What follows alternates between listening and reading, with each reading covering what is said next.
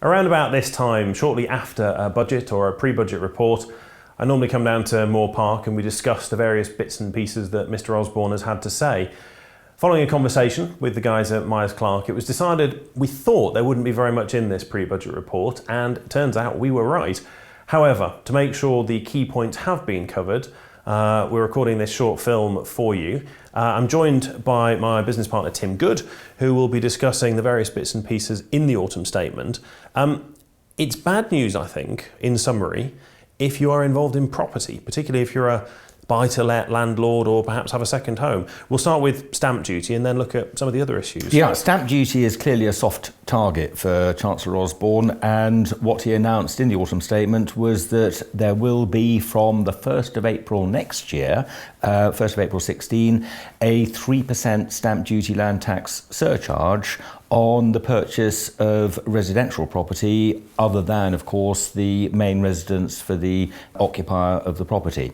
And that is going to distort the property market a little bit over the next 12 months. Clearly, it makes sense to buy, if you can, before the 1st of April. And we're awaiting the actual detail of exactly how that 3% will operate. What we think, though, Giles, is that properties that cost no more than $40,000, which in the affluent southeast is not going to occur very often, they remain exempt, but any property costing more than $40,000, the 3% will probably be a surcharge on the whole property value.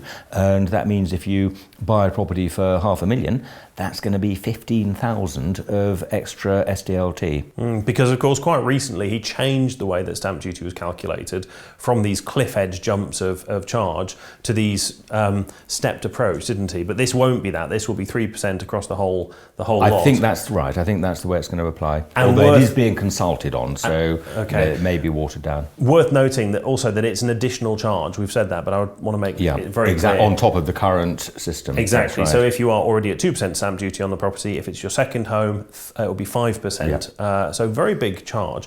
Let me just add a further point. I read, I forget where I read it, but I think it was somewhere where it shouldn't have been, like one of the Institute's websites or statement coverage, and they indicated that this was really a timing effect because the stamp duty paid by the owner of the property would be offset when they sell the property in calculating the capital gains tax, and suggesting that $15,000 would be a deduction from the capital gains tax, which of course it isn't. No. It is part of allowable expenditure, so you would get a reduction in the eventual capital gain of the amount that you've paid in stamp duty, but that's very different from having the stamp duty set against the tax. Doesn't sound particularly sensible.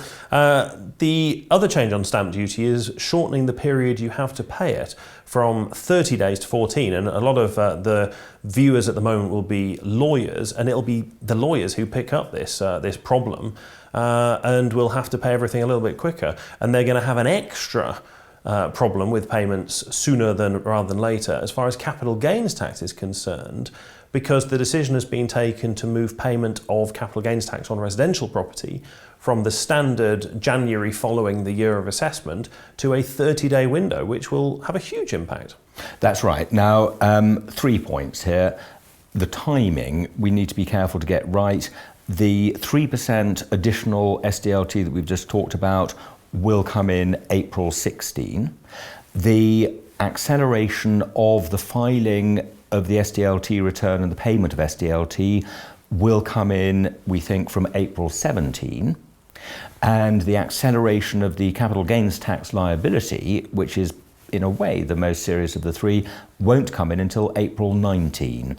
But the second of those, we've talked about the first, the second is reducing the current 30-day deadline for the solicitors typically to file the SDLT return and to pay the stamp duty, reducing that to 14 days from April 17.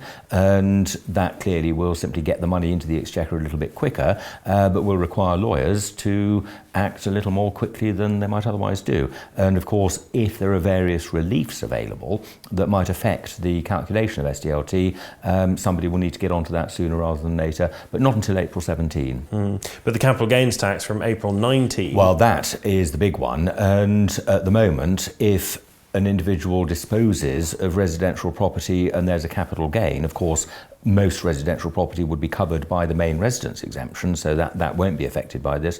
But if it's not eligible in full for the main residence exemption, the actual capital gains tax liability is paid on the normal self-assessment payday of 31st of January following the end of the tax year. So if today, in November 2015, the property is sold, exchange of contracts the effective date, then the liability won't fall due until 31st of Jan 17. That's 31st of Jan following the end of the current tax year. But the proposal is that for disposals in 1920 and later tax years, the tax will be due 30 days after completion. Yeah, and of course, when I was down in Moore Park earlier in the year, we talked about the buy-to-let interest restriction and how dramatic an effect that would be on landlords.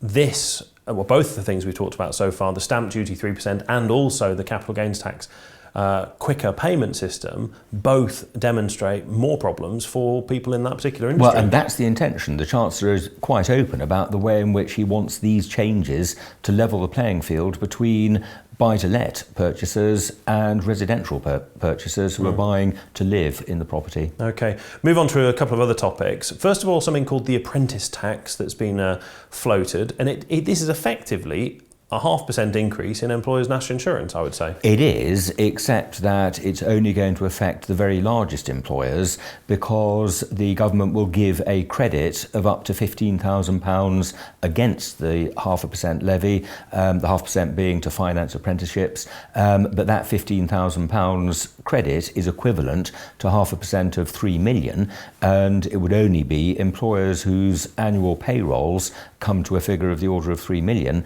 that are actually going to suffer a cost on this, but it will be significant. And the way it will work is that you take your total payroll cost and it'll be 0.5% of that figure. Technically it applies to all employers, but because we all have this £15,000 voucher effectively, then we won't have to pay until we have a payroll in excess of £3 million a year. That's right. But of course for these large employers, you're looking at 0.5% there, the extra costs associated with auto-enrolment as well. And I would say for large businesses, I wouldn't be expecting many pay rises if I worked in a large business because the employer's already paying probably 2 or 3% more on top already. I'm not sure we can make that link quite in that way. And let's not forget that it's those same very large employers who have enjoyed and will enjoy further reductions in their corporation tax rate. 20% is historically a remarkably low corporation tax rate. And Osborne has already announced that it will go down first to 19 and then to 18% before the next general election. Okay. One other thing to mention, which I think is well worth mentioning, you wouldn't have thought the Volkswagen saga could possibly impact upon taxation and couldn't possibly impact upon a pre-budget report, and yet they have. Well, it does. I mean, the first point I'd make is that the government are currently talking to Volkswagen about compensation for the under-collection of car tax, because if the emissions figures have been understated, which they have been clearly, that will mean that the taxable benefit will have been undercalculated and the government will have collected less in car tax and Class 1A than it should have done. But separate from that, they announced in the autumn statement that the removal of the current 3% surcharge for diesel cars, which had already been put in place, will no longer take place, and instead until the Euro emissions testing is sorted out, and as the release put it, they have real world test conditions, real driving test conditions, that 3% supplement will continue. And that will have quite an impact on the car benefit and hence for the employer, the amount of Class 1A that they have to pay, but also for the employee, it'll mean a continued increase in the taxable benefit. No other immediate changes that we need to be aware of, but some consultation that have been started, various announcements made on the day. I have the feeling this is the calm before the storm. What do you think? I don't know. He did an awful lot in the July statement and his first budget as a Conservative Chancellor. On the consultations, we've had confirmation in the autumn statement releases of a couple of things. For example, deeds of variation. They were consulting on changes to the way in which a deed of variation post-death can be used effectively to reduce inheritance tax. And what they've now said is that they're not going to change it, but the revenue will keep an eye on deeds of variation, but no changes there, which doesn't surprise many of us. The Chancellor only mentioned it in March last March 2015 to have a dig at the Miliband family because they'd used one when Ed Miliband's father died. So deeds of variation continue. Farmers averaging, probably not relevant to many clients of Myers Clark, but maybe one or two. They will go ahead with extending the averaging period to 5 years. That'll be in the Finance Act 2016.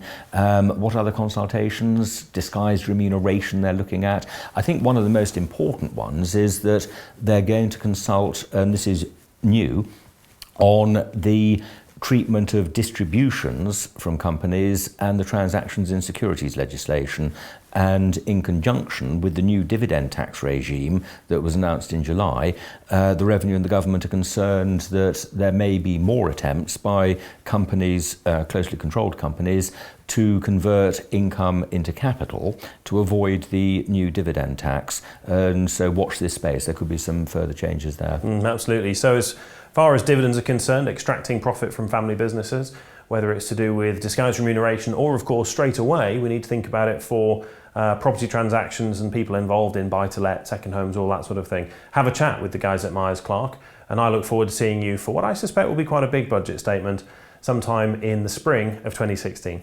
Bye-bye.